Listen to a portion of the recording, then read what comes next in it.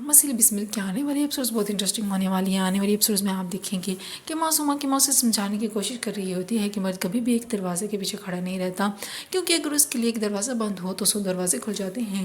تو تم اپنے یہ نخرے مت دکھاؤ اور اب توقیر کے ساتھ اس کے گھر میں چلی جاؤ۔ لیکن معصومہ کہتی ہے کہ نہیں، وہ جب تک میری شرط نہیں مانیں گے میں اس گھر میں واپس نہیں جاؤں گی۔ ویسے بھی ریحام کو مجھے نیچے دکھانا ہے، ریحام نے جو کچھ بھی میرے ساتھ کیا ہے۔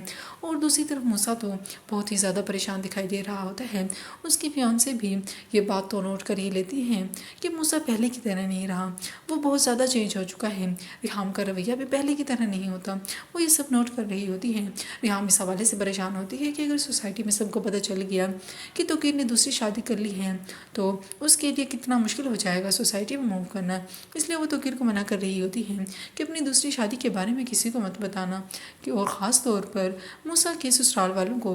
لیکن توقیر سوچ رہا ہوتا ہے کہ آخر اسے کیا کرنا چاہیے، کیونکہ معصومہ یہی چاہتی ہے کہ سب کو توقیر کی دوسری شادی کے بارے میں پتہ چل جائے۔ توقیر کا رویہ بھی ریحام اور موسیٰ کے ساتھ ٹھیک نہیں ہوتا، بات بات پر غصہ کرتا ہے، ان کا بالکل بھی خیال نہیں رکھتا۔ اور دوسری طرف بہت زیادہ خوش ہوتی ہے معصومہ، اسے لگتا ہے کہ اپنی چال میں کامیاب ہو رہی ہے۔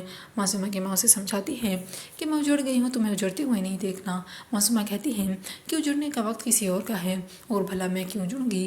وہ بہت خوش دکھائی دے رہی ہوتی ہے کیونکہ توقیر یہ تو کہہ ہی چکا ہے کہ وہ کسی بھی قیمت پر اسے حاصل کرنا چاہتا ہے۔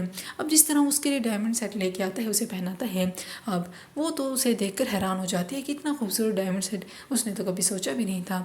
اسے یقین آ جاتا ہے کہ جو کچھ اس نے مانگا تھا، جسے حاصل کرنے کی اس نے خواہش کی تھی، وہ سب کچھ وہ حاصل کر چکی ہے۔